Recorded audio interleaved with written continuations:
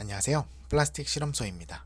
오늘은 폐플라스틱이 재활용되는 과정에 대해서 이야기를 해보려고 합니다. 우리가 열심히 분리수거를 하는데 이렇게 분리수거한 폐플라스틱이 어떠한 과정을 거쳐서 새로운 제품으로 다시 태어나는지 그 과정에 대해서 잘 모르는 경우가 많아 이번 영상 그리고 제가 앞으로 올릴 영상들을 통해 재활용 과정에 대해 이해하는 시간을 가져보시면 좋을 것 같습니다. 최근에 플라스틱과 관련해서 전 세계적인 움직임이 지속되고 있습니다. 크게 두 가지 부분인데 하나는 플라스틱 제품 생산을 줄여나가자라는 움직임이고 또 다른 하나는 우리가 사용하고 버린 플라스틱을 다시 재활용하자는 움직임입니다. 또한 지구 열대화라는 최근 충격적인 발표로 인해 환경보호에 대한 사람들의 관심 또한 더욱 높아지고 있습니다. 하지만 실제로 폐플라스틱 재활용과 관련한 지식들은 전문가가 아니면 그 과정이 생소하고 이해하기 어려운 경우가 많아서 제 채널에서는 폐플라스틱 재활용과 관련한 내용을 누구나 쉽게 이해할 수 있도록 기획하고 있습니다.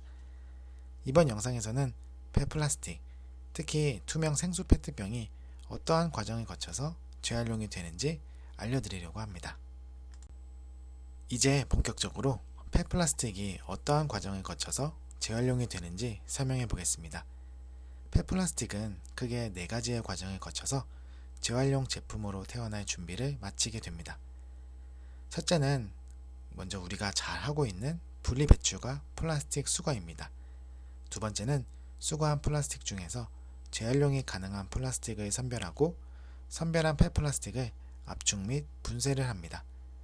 세 번째는 분쇄한 폐플라스틱을 다시 비중분리, 세척, 건조를 하여 이물질을 제거합니다. 마지막으로 깨끗하게 세척된 폐플라스틱을 압출하여 새로운 원료로 만들어 제품을 만드는 기계에 넣을 준비를 하며 재활용 준비를 마치게 됩니다. 이제 이 과정을 조금 더 상세하게 말씀드려 보겠습니다. 첫 번째로 플라스틱 분리수거, 분리배출입니다. 제가 해외 출장을 가보면서 느낀 점이 있는데 그건 바로 우리나라는 정말로 분리수거, 분리배출 문화가 잘 정착되어 있다는 점입니다. 물론 100% 완벽한 분리배출은 아니지만 그래도 최소한 플라스틱, 종이, 캔, 유리, 쓰레기는 어느 정도 분리가 된다는 것을 여러분도 잘 알고 계실 것입니다. 또한 현재 시행되고 있는 투명 페트병 의무 분리배출 제도로 인하여 재활용 및 가치가 높은 투명 페트병은 또 별도로 분리가 되고 있습니다. 이렇게 분리가 된 플라스틱은 트럭을 통해 재활용 센터로 이동을 합니다. 폐플라스틱 수거는 지자체에서 직접 하는 경우도 있고 수거 업체를 선정하여 하거나 아니면 자원순환 장치를 통해 업체가 직접 깨끗한 페트병을 수거하는 등 지역마다 다르게 처리가 되고 있습니다. 그리고 이렇게 수거된 플라스틱은 지역 거점 재활용 센터 또는 공장에 1차적으로 수거를 합니다. 재활용 공장에 도착한 플라스틱은 물론 분리배출을 통해 어느 정도 걸러지기는 했지만 다시 한번 선별 작업을 거칩니다. 투명 페트병 중에서도 재활용이 어려운 플라스틱이 있고 또한 통 안에 더러운 이물질이 있는 경우도 많아 이러한 플라스틱을 하나하나 선별하여 재활용이 가능한 플라스틱만 걸러냅니다. 요즘에는 이러한 과정에서도 AI가 도입되어 기계가 도입되고 있는 것도 많아지는 것 같습니다. 이렇게 선별된 플라스틱은 네모난 큐브 모양으로 압축을 하고 파쇄, 분쇄 장치가 있는 공장으로 이동하여 파쇄를 시작합니다. 플라스틱을 파쇄하는 가장 큰 이유는 플라스틱을 효율적으로 선별, 세척 및 건조하기 위함이고 또한 재활용 제품을 만드는 기계 장치에 파쇄를 하고 입자를 작게 만들어 균등한 원료 공급을 하기 위함입니다. 파쇄한 플라스틱은 먼저 비중분리 작업을 거칩니다.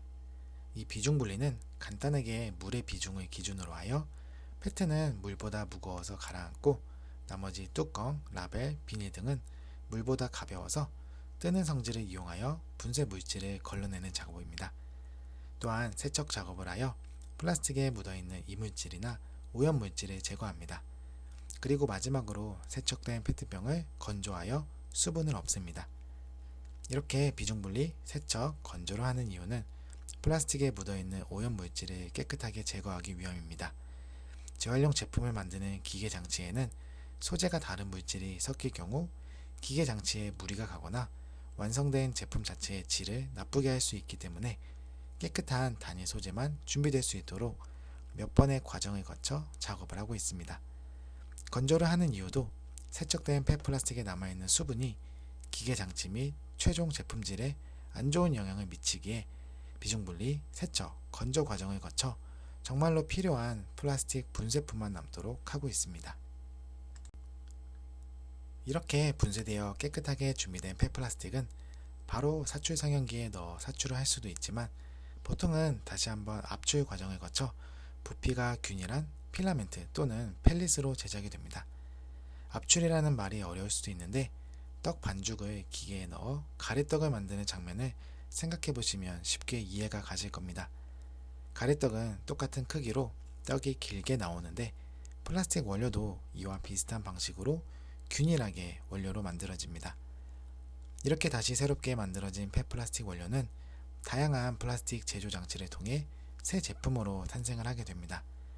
여기서 가장 대표적인 기계 장치가 바로 사출 상형기입니다. 우리가 만지는 대부분의 플라스틱 제품은 이 사출 상형기를 통해 만들어지고 있습니다. 제가 다음 영상에서는 제품들이 어떻게 만들어지는지 영상을 만들어 알려드리겠습니다. 이번 편에서는 내가 분리배출한 폐플라스틱이 어떠한 과정을 거쳐서 재활용이 되는지 알아보았습니다. 제가 쉽게 설명을 해본다고 했는데 사실 여기서 배우는 내용이 이론상 내용이다 보니 아직도 잘 모르겠다라고 생각하실 수 있을 것 같습니다.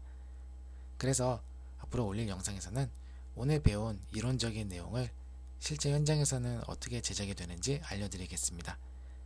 물론 제가 찍는 영상이 모든 재활용 공장을 대표하는 것은 아니고 작은 소규모의 공장이지만 교육 그리고 여러분들의 이해를 돕기 위한 영상으로는 충분하지 않을까 생각합니다. 그러면 다음에는 어떠한 폐플라스틱을 재활용하여 어떠한 업사이클링 제품을 만들 수 있을까라는 제목으로 다시 찾아오겠습니다. 영상이 도움이 되셨다면 구독과 좋아요 부탁드리겠습니다. 감사합니다.